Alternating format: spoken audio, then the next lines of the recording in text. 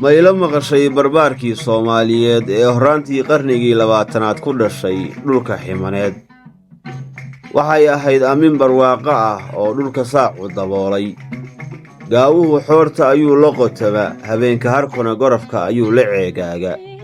reer ladan oo 4 meersi xoolaadba lagu farmuqo ayuu ka dhasha. kolkii uu kacaamay wuxuu noqdaa barbaar firfircoon oo da'yarta dhexdeeda foolaad sheegan ka ah. wuxuu ahaa nin xarrago badan oo dhaantada jecel, waana sababta loogu bixiyey Shiragaardi. balow waxay asiibta markii uu gaclooday gashaanti iyaduna reero ladan ka soo jeeda. guudka ayuu ka ilaashan jira, guurahana wuu u gudi jira si uu u soo daawado jaaheeda ugubnimada la bikaacaya. dani waa seetee galab ayaa loo sheegaa in inantii la guursaday oo aabbaheed 50 halaad ka siistay niman dool ah oo beri hore ilbaadsaday. galabtaas ayay u bilaabantay nolosha gooniyowga. bulshadii uu ka dhashay oo ahayd mid adag oo xoolo dhaqato ah awgeed way u suurtageli weyda inuu dareemadiisa bannaanka keeno oo sida cishqigu u dubtay dadka ugu muujiyo. oo miyuu qiran karaa sida loo kala dhantaalay, soo loo aqoonsan mahayo nacas iyo niliid jilicsan. aabbihii cigaal faray sooma ahayn ninkii libaaxa la legdamay, fartiisana ku waayey. sida shubbanhaa warqiray, waalidu waa raadka cabbursanaanta oo ruuxa kolka la cadaadiyo ayuu buuxsamaa, kadibna wuu qarxadaa. qaraxaas ayaa saamayn ku yeesha maankiisa. isbeddelka maalintaas ku dhaca garaadkiisa iyo sida uu u dhalan rogmaha fikirkiisu ayay bulshadu ku tilmaantaa waali. shiro guuldarradaas caashaq waxay u horseedda inuu hiddihiisii dhaladka ahaa ka salkaco oo uu noqdo nin aamusan oo afgaaban, goobaha bulshadu ku badan tahayna ka maaga. maalin ayuu u socdaalay waqooyiga Soomaaliya oo loogu sheegay in ciidan farniji laga qoro. saancadaalihii uu ka faani jiray ayuu abbaan u noqdaa, waxa uuna ka mid noqda unug rigli ah oo ka howlgasha dusha sare ee markab dagaal oo Ingiriisku dambaabo. askar laga soo qoray East Africa iyo Hindiya ayay gacal noqdeen oo saamaynta maxmiyaddu la bahaysa. maalin ka mid ah dharaarihii uu Aasiya ka holacayay dagaalweynihii labaad ee adduunka ayuu ka mid noqda horin ayaan daran oo ka dagaal gashay kaymaha shareeran ee bartamaha baarma dhaca. waxay ahayd aamin xun oo qaraar.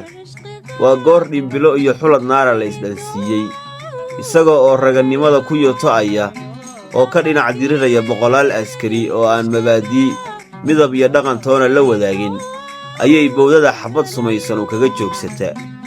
dhiig ayaa godladay. halbowlaha ayaa sidii beebiye xirayn ku rakiman u raqleeyey. waxa uu sheedda ka milcisaday ciidankiisii oo inta jabay dib u baqday, nin walbana hortii bannaan u orday. mar qura ayay goobtii noqotay cidlo waaqla ah oo aadan moodin in dhibaataba ka dhacday. keligiis iyo dhirtii cagaarnayd ee baarma ayaa isla gooniyoobay. waa 40 jir. tan iyo maalintii uu ka soo tacabiray deegaankii inanta looga guursaday ciidamada Faranji mushaar qaata ka ahaa. haweenka lama guursan oo waxaa saawo ah beri hore ayuu wacad ka goostaa. maalintii ay Ingiriis xaawalay ugu soo dhowaatay waa barqadii asaga iyo askarigii saaxiibkii ahaa ee reer Suudaan ay xoogga ku kufsadeen labadii hablood ee tamaandhada u siday tuuladii Maharashta. saaxiibkii oo kufsigii lagu helay 10 sano ayaa lagu xukumaa, isna 6 bilood oo aan shaxmarin ah ayaa garka loo gashaa. kadib markii inantii laga waayay wax calaamad ah oo muujinaya in Shire uu u galbooday.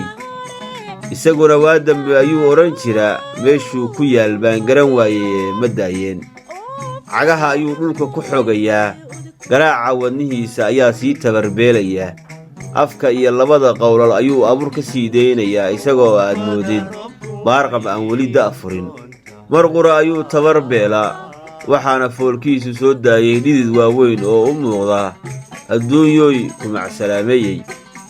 hogol dushiisa ka guuxaysay ayaa inta la kala jiiday hanqar sii daysay. minid iyo gudahood ayaa cirkii iyo dhulkii laysku salaaxa oo roob aad moodid inuu ka badan yahay kii kaynta caadada ka ahaa ayaa ciiddii mulcayeeyey. daad soo rogmaday ayaa Shiro 2 jeer hinjiyey, kadibna si awoodu ku jirto horay ugu sii waldaamiyey.